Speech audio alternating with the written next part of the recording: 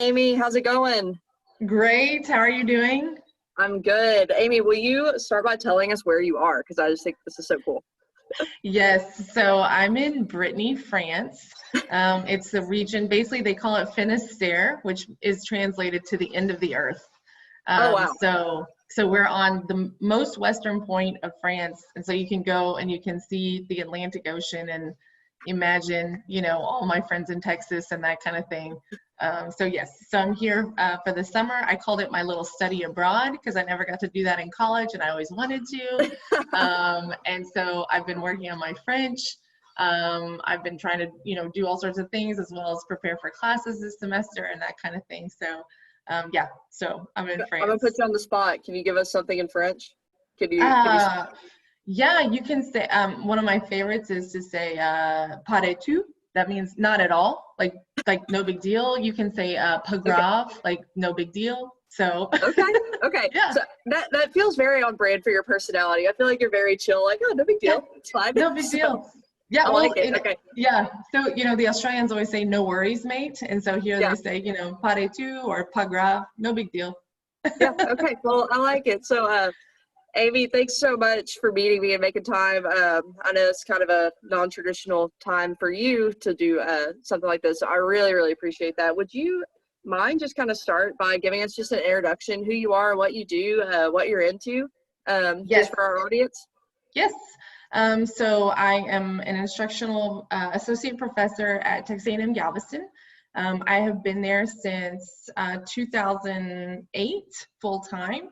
I used to teach mostly in our dive program. We had a really active, pretty big scuba diving program with a pretty great reputation for scientific diving and recreational diving, that kind of thing. So that's where I got started.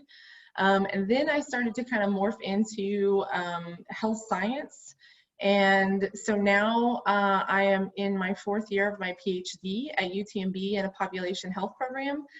Population health is kind of like public health, but it's a little bit more like epidemiology and biostatistics and really understanding health information.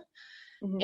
And before that, I am a former student at Texas A&M Galveston as well. So I went there, and then in between being a student there and working there, I kind of did all sorts of stuff. So I worked at NASA for just a little bit at their neutral buoyancy lab. I worked as an aquatic instructor at a YMCA in the Woodlands. I've worked for Galveston Island Beach Patrol, and I still continue to do that here and there in the summers and to work with them and their data as well, and do some research projects with them now. And that's been 20 years that I've been with them. And what you asked me, what I kind of am into, that kind of thing. It changes every couple of years or so, but I would say the most recent thing that my hobbies and that kind of thing have been endurance racing. So it was a big goal of mine probably about 5 or 6 years ago to do a half Ironman.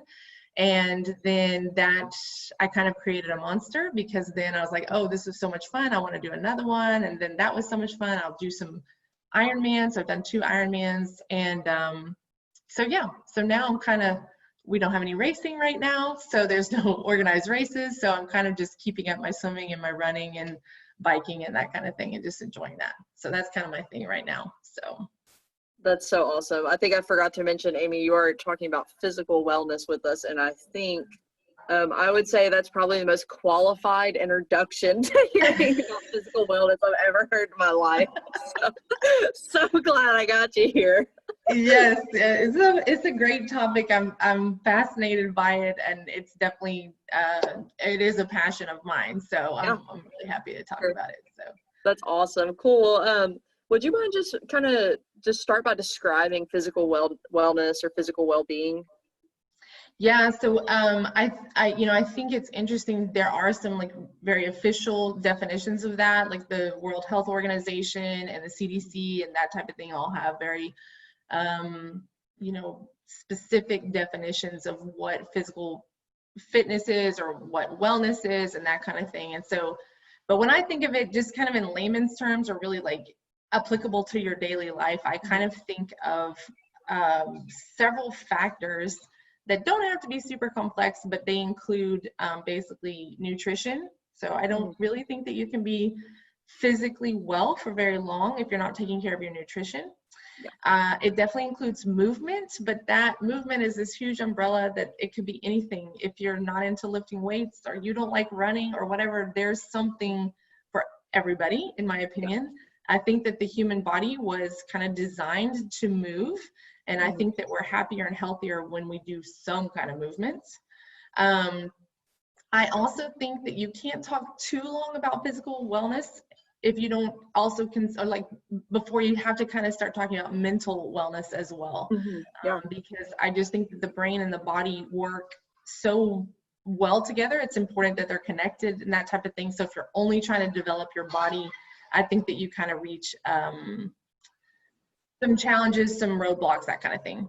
And then another one that comes to mind is also that you in order to be physically well, you need to be essentially free of addiction, because your body just can't perform if you are addicted to drugs or alcohol.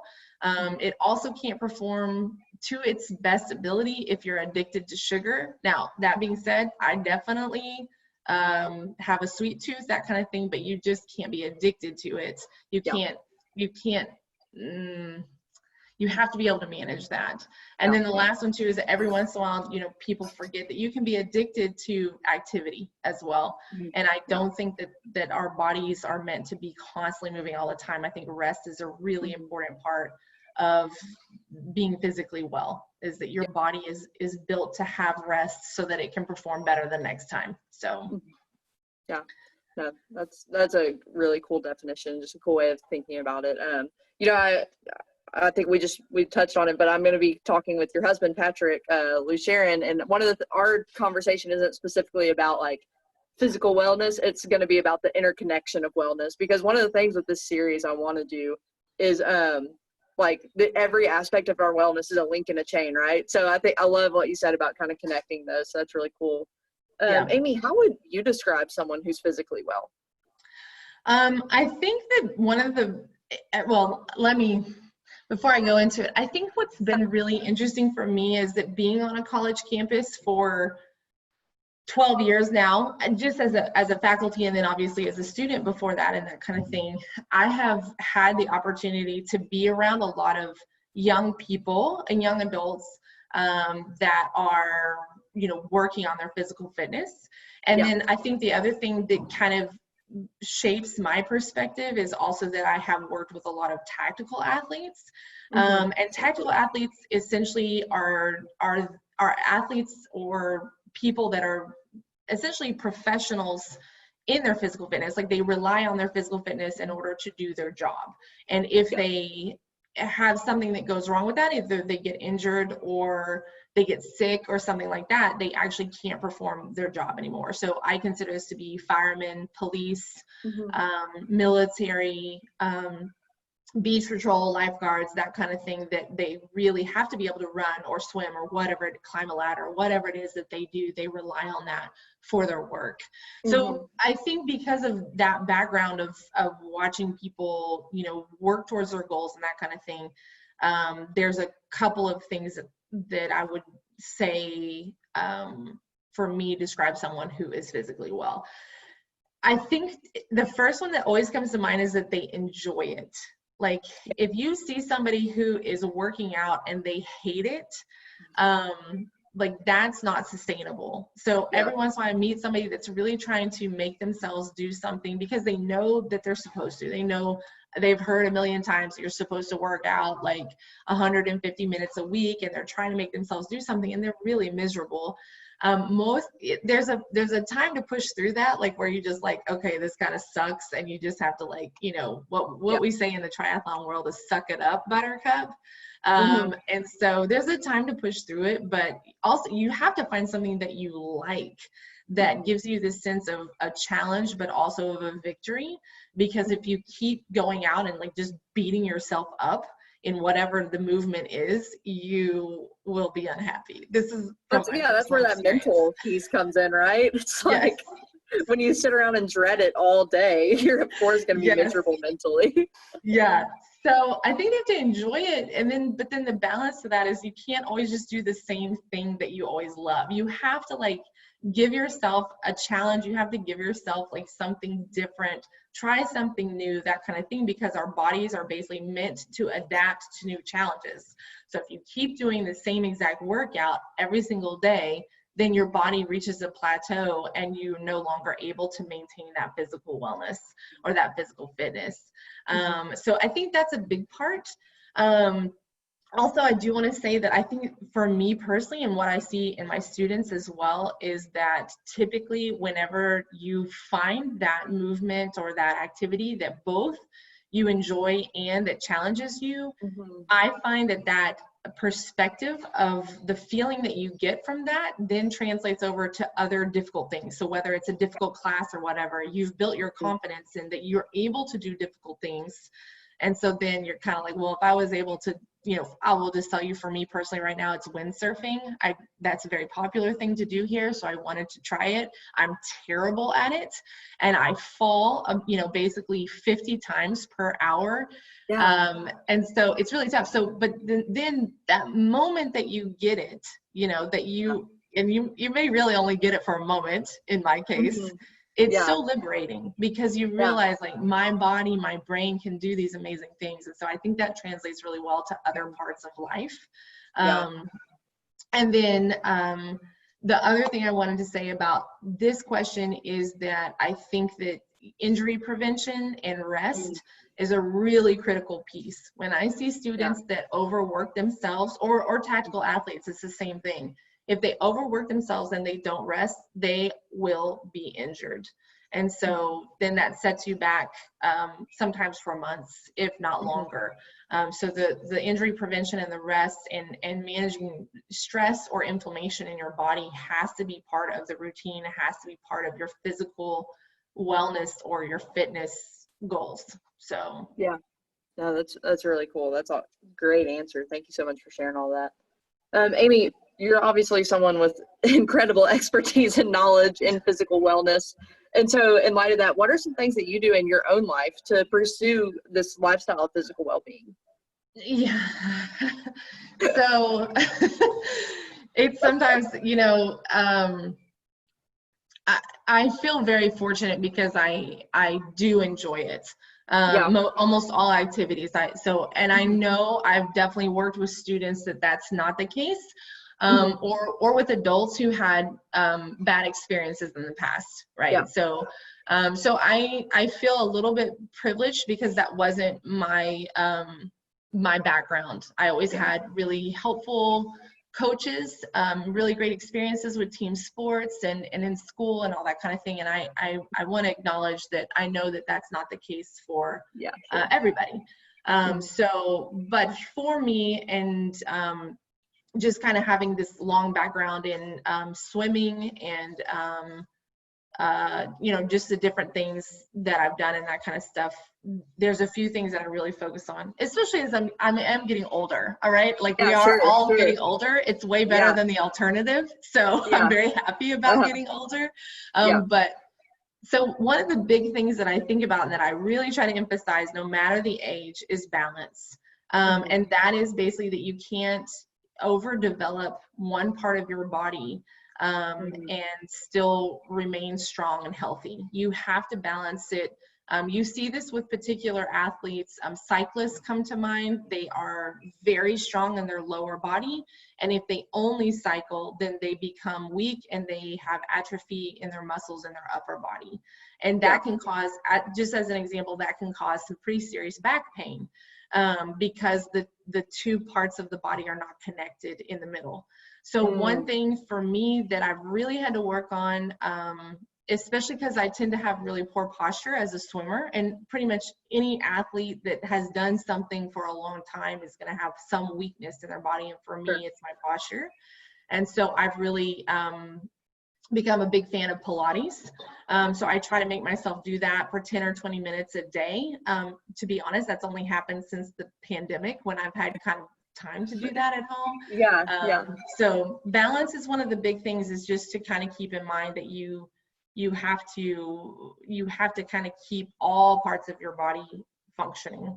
Sure. Not just, not just like the big biceps or the six pack. Oh yeah, you see those pictures of like don't skip leg day, right? Yes. These huge guys with these little legs.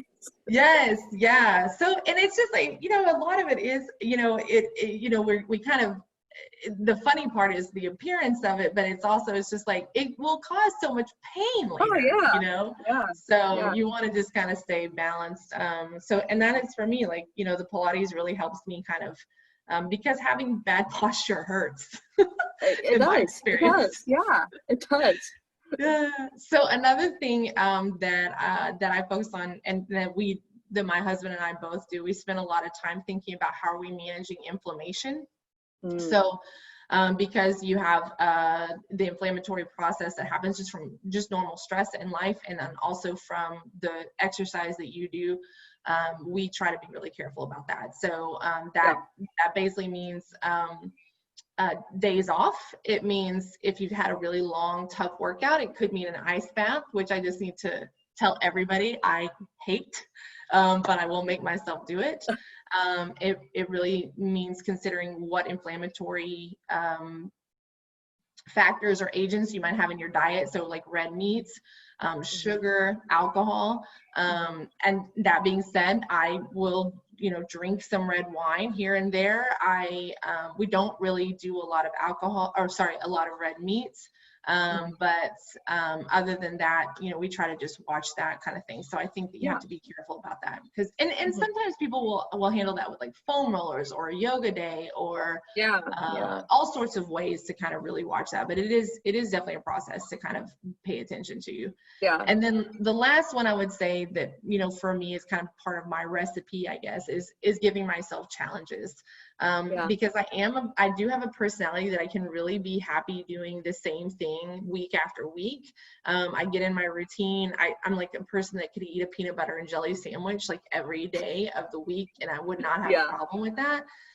And so I really had to, when it comes to exercise and stuff, really find challenges and things that that push me a little bit and get me out of my comfort zone. So yeah, Amie, I love asking this question for the main reason of I love, I can go on and tell someone about nutrition all day, but at the end of the day, I'm getting 2 servings of potatoes, right? So I love having you on here and saying that, because it's so obvious that you put your money where your mouth is and that you actually do the things that you are saying are important. So I think that's such a cool thing. But what I love about your answer is nothing you said made me want to just curl up and never exercise. You talked about balance and having fun. You talk about treating your body well and relaxing and resting. And then you talk about more fun, having challenges. So I think that's so cool. And I think so many people are so intimidated by physical wellness because you think of like, I got to go sit on a treadmill for 35 minutes and it's the worst. But everything you said was about taking care of yourself and like enjoying the process. So I think that's so cool. Yeah. Well, and I will just add real briefly that there's a time also, like, talking about like kind of enjoying it. There's a time to have social activity, and that could be intramurals or team sports. And then there might be a time for you to have kind of quiet time, like your own workouts, where you get to kind of process something that you've been thinking about or do your own thing. And so I think that the human component of it is really important too, of just letting it be a little bit part of your social life. Oh yeah, no, I definitely connect with that, because one of the things I love to do with my husband is wakeboard and hike, and then in the weight room, that's my me time. But like I love to play physically with others, so that's cool. Yes, yeah. So I kind of want to bring this conversation around the coronavirus and the pandemic for a few minutes. There right now, we're seeing a lot of people who are possibly being less physically active due to gyms being closed, or maybe their normal activities are shut down, or they feel that they're unsafe. What would you say to someone who's worried about COVID, but they're wanting to prevent sickness in this time? And how does physical wellness help in coping with the coronavirus? Yeah, so definitely I would say that the pandemic across the world has changed people's habits and routines. Sure. That and for a long time longer, we live in a coastal area, so I would say that like people that live in areas that are hurricane prone or whatever are kind of accustomed in some way to having some disturbance in their life, but it's almost always short term, right? Maybe you have to evacuate for a weekend or something like that. So Yeah. it's interesting because I think that people, and particularly like our students at A&M Galveston, and people in our community are actually pretty resilient for that short term. But I think all of us struggle with like that long-term disturbance and that feeling of like, well, when is this going to go back to something that I recognize? And so yes, lots of places, gyms, parks, even sometimes open spaces have all had to kind of change policies or close. I mean, we know that like, Galveston Island closed the beaches for 4 weeks, that kind of thing. And I'll be honest, that was tough for me because I run a lot on the beach and that kind of thing. And so I'm, even as somebody that has a wide variety of things I like to do, that was probably kind of the hardest part of that initial shelter in place and that kind of thing. So it's normal to feel a little bit overwhelmed or maybe even a little bit negative about the situation or depressed and that kind of thing. That's all really normal. And I think it's important to kind of acknowledge that you don't have to kind of pretend like everything's fine and I'll just adjust, there are some real challenges with that. But at a certain point, you kind of have to decide like, okay, this is my reality now. And I don't know how long, but at least I can think, okay, for the next month, maybe I'm going to try this, or for the next 2 weeks, I'm going to adjust in this way and see if that adaptation or that adjustment works for you. And so, one thing that's been really interesting, I was actually just at a sports store recently, and we were trying to see if they had stationary bikes or, what they had in their, in their home equipment stuff. And they said that they had a huge back order because so many people now were building their home gyms and, ordering things. I had a student in the spring that told me, and it was very inspiring for me because he told me that he ordered a jump rope on Amazon, and he told me about all his progress. And he was just like, this was one adaptation that he was going to make. He's like, I can get a jump rope, I can jump rope, and this is what I'm going to do. So I think that basically it's kind of like you kind of have to manage like basically what's under my control, what can I do differently or the same, what works for me, because there's so much right now that's out of our control, out of anybody's control in a lot of ways. So a lot of the same things that have always been true continue to be. So drinking water, making sure you're not getting addicted to stuff, that can easily happen in a time like this and has been seen to have happened in like after hurricanes or other disturbances and that kind of thing. Is you can rely on these substances too much and that kind of thing. So anyway, I think that basically kind of following the guidelines and finding something that works for you and basically adapting, because humans are actually very good at adapting. We just kind of get lazy about it sometimes when we don't have to. And then I think the second part of your question was basically, do I think that physical wellness helps in coping with coronavirus? I definitely have seen that in myself, in my personal life, in my family's life, and in my students' life. So I can't say just off the top of my head that I've actually read anything. This is still such a new problem that and such a long problem that I haven't seen a whole lot about that from the literature. But I think that there is kind of going back to that idea of like, in a time when we don't have a lot of control, having control over like 30 minutes of your day, or that you're going to do this workout and you decide what that workout is and you do it, that kind of thing. I think that builds this basically self-efficacy, which is this, this belief that what you do has an impact on your future.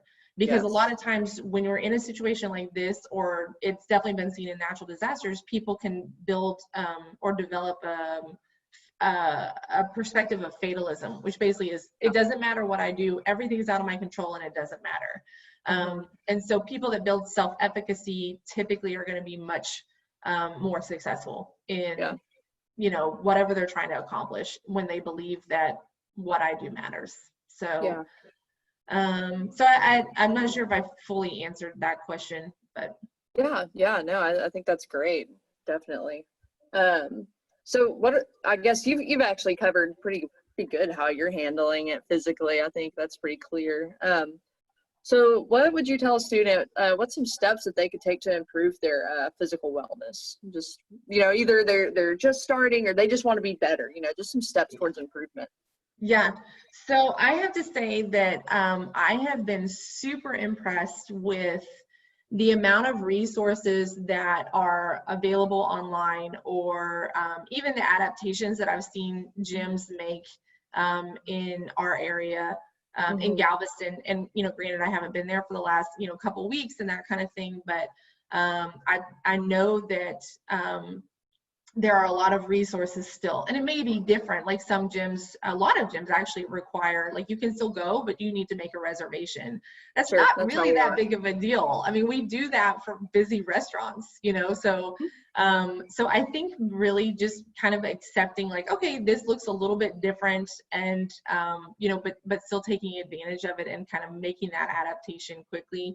I've also I think I might have lost my train of thought there for a second, but I've also been super impressed by the online resources as well. Yeah. So I'm a kind of a late adopter to Instagram, but I am finally on there.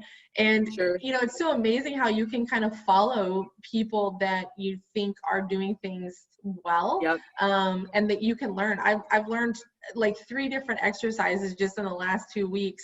I've done, I told you earlier that I've been really trying to focus on Pilates because it's not something I normally like to do that much, but I've done a ton, learned so much from YouTube or from Instagram and that kind of thing. So I think that's been great. And then I think that, just in our community and within, our surrounding area, that kind of thing, I think that there are still lots of opportunities to find ways to be active and that kind of thing. So I think the biggest thing is just to try to move. You asked like what for a new person, like just get out of your house, I'm not, you don't have to be around a lot of other people, but just even if it's in your yard, you just need to sometimes change your environment a little bit, and do something and challenge your body and feel good about that your body meets that challenge. So can you talk to me about maybe what we have going on at A&M Galveston in particular that might be helpful for students? Any resources that you're aware of or a part of? Yeah. So I know that I actually work fairly closely with the rec center group, just because of teaching some swimming classes and some health science classes and that kind of thing. So I know that I think that the adaptations that they've made to make the CAGI Center available and to have certain pieces of equipment and to make it safe and spread out, that kind of thing. And then in addition to that, it's my understanding like the small group training is now online, and so you can do that. And I know Intramurals even is really starting to think a lot about like what does this look like. And I think they did, I think I could be wrong, so I hope I'm not, but I think they did a virtual 5K back in the spring. That is coming up. That is coming up. Okay. I don't know. So I'm heading up a virtual 5K. I'm talking to some people from Florida tomorrow about what theirs looked like. So but Intramurals, they had they did. We're kind of looking at. I know Dylan's working really, really hard with other intramural people across the region to figure out how can we get people moving. Because esports is fine, but it kind of defeats the purpose. So I know Dylan's really working hard to get some actual sports. It might be a home run derby for all I know, but still it's like, I mean, because one thing I always have to kind of keep reminding myself is this is not going to last forever. You will look back just like, I mean, my mother-in-law, was in France during World War II. There will be a time when we look back and we think, hey, what did we do during, 2020? And it's time to kind of like, I don't know, have the best attitude you can and make the best of it. But there are so many, like chances to do something a little differently, and maybe never before. You're like, I didn't think I would ever do an online class or an online group session. It's like, try it, because it's not going to last forever. So you might as well have a little fun and see how it is, I think there's going to be things that we come out better for this. I think there's going to be ways that we perform, our daily tasks that we're going to say, oh yeah, that was the way we did it during the pandemic. That was the best way to do it. So right. Well, that's what they say, right? Like necessity is the mother of innovation, so is that how basically innovation comes from Yeah, I think so. Yeah. So, you know, Yeah, we I have, like it. I'll write it. yeah, That sounds yeah, good. we have to, like, you know, do things differently and kind of, you know, try it out. But I think that all the resources, to the best of my understanding, all the resources are still there. They're just delivered a little bit differently. And so Yeah. I Okay. definitely don't think this is the time to be like, well, you know, to throw your hands up and be like, well, I just can't exercise at all. No, I don't think that's a great strategy by any means. Yeah. So yeah, I think that like the small group training, even just having the resources, because the people are still there too. So Yeah. all of the people that, you know, that work on this and that are experts in this, that kind of thing, are still there. And so reaching out for their expertise, I think is really helpful as well. So. That's great. Oh, we have, Well, yeah. I was thinking too, like, you know, and in that same vein, it's like we still have kinesiology classes. yeah, We okay. I still meant have, to specifically ask about kines. Let's talk about kines.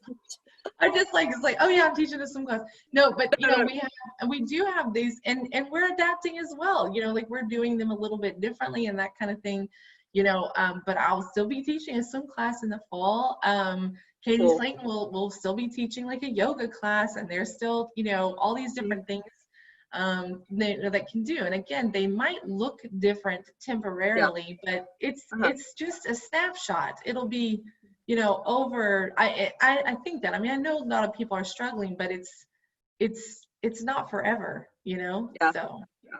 My husband was you know, Brennan, and he was telling me, you know, he can kind of get in his head, and he's like, you know, every generation has some kind of traumatic event. And he's like, I'm glad that this is what we have, instead of like getting drafted or something. yeah, You know, he kind of has switched his attitude to saying there's going to be a big event in every generation, and at least we can live relatively safely. I mean, all things considered, like have a yeah, good life still. yeah. He's like, at least we're not in France in World War II, right? It's like, So I'm you kind of just opened them. I'm going to share it. I hope I never asked her permission to say this, but my mother-in-law was about 10 or 12 uh-huh. in France during the Mhm. occupation.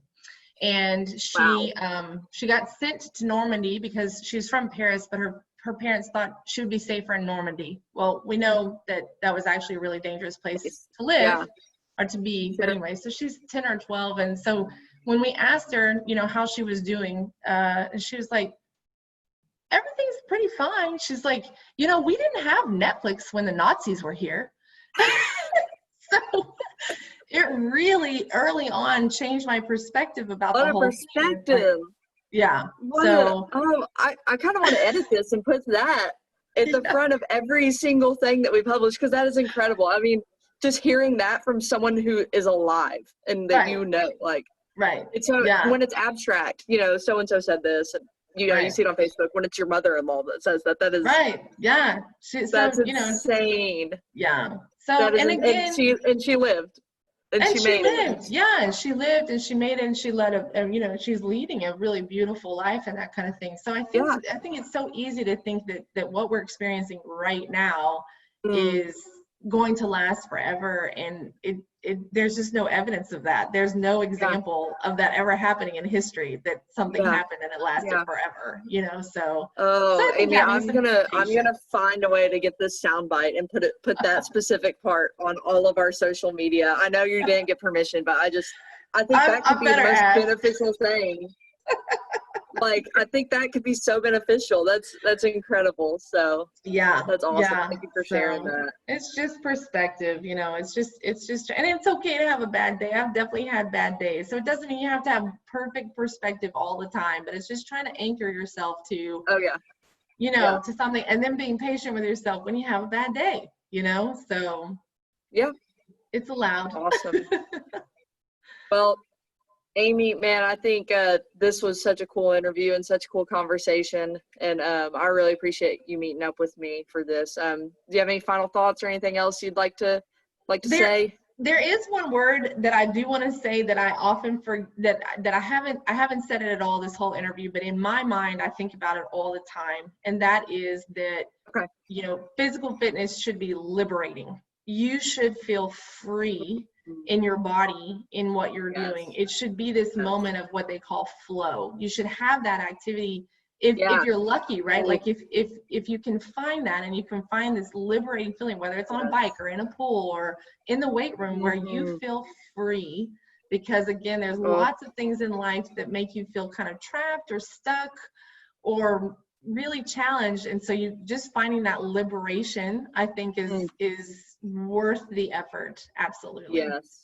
Oh, I love that. That's such a good word for sure. That's Yeah. I would say I've truly experienced that probably twice. And so Yeah. that's you know what I mean though? Like when you're in that moment and you think, Yeah. oh my gosh, like my body is amazing. Like Yes. I am so hard. Like this is one of the best days of my life. So yeah, I love that that's how you ended it. That's awesome. Well, that's what they call kind of the runner's high and everything. And Yeah. it's like, I've run often and rarely do I feel the runner's high.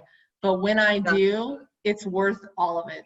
So yeah, that's great, Amie. Thank you so much for that. I'm gonna go ahead and wrap up, but I super appreciate you talking with me. Hope you have a good night and enjoy your late French dinner. I'm gonna go ahead and end this recording real quick. Great to see you, Krissy. Thank you. Okay, I'm back. I don't know how to stop. Oh, there's the stop recording. All right, thank you, Amie.